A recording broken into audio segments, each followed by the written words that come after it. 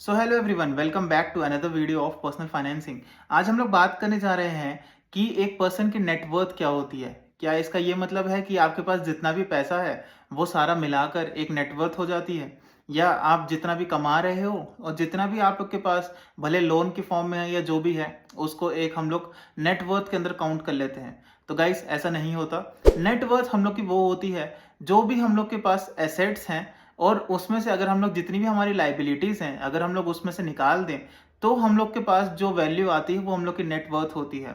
अब गाइस, हम लोग इसको एक एग्जांपल से समझ सकते हैं। तो गाइस, अगर मान लीजिए एक इंसान है, उसके पास एसेट्स हैं, जैसे मान लीजिए उसके पास प्रॉपर्टी है एक 50 लाख की, एक कार है उसके पास 10 लाख की, उसके पास कैश एंड सेविंग्स हैं 2 लाख के, देन उसके पास इन्वेस्टमेंट्स हैं 20 लाख की, उसके पास कैश एंड सेविंग्स हैं 2 लाख की, जो कि उसके पास कैश हो सकता है या उसने बैंक अकाउंट में ऐसे ही रखे हो सकते हैं एज ए सेविंग।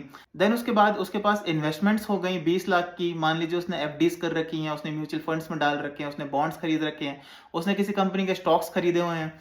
देन उसके पास मान लीजिए उसके पास थोड़ा सा गोल्ड रखा है एज ए ज्वेलरी, जिसकी वैल्यू है 5 लाख रुपीज।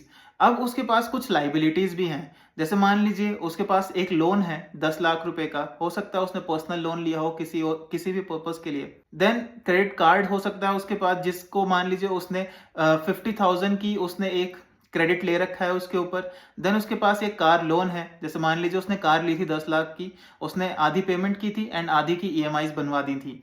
देन तो जो हम लोग के पास कार लोन है वो है 5 लाख रुपीज का।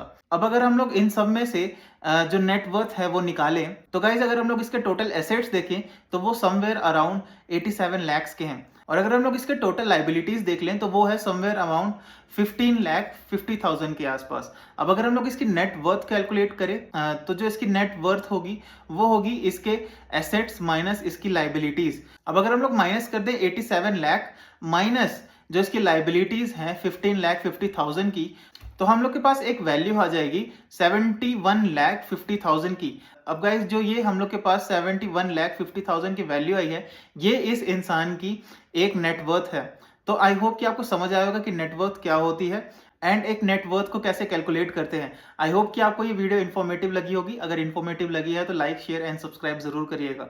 मिलते हैं आपके साथ अगली एक पर्सनल फाइनेंस की वीडियो में। Thank you so much.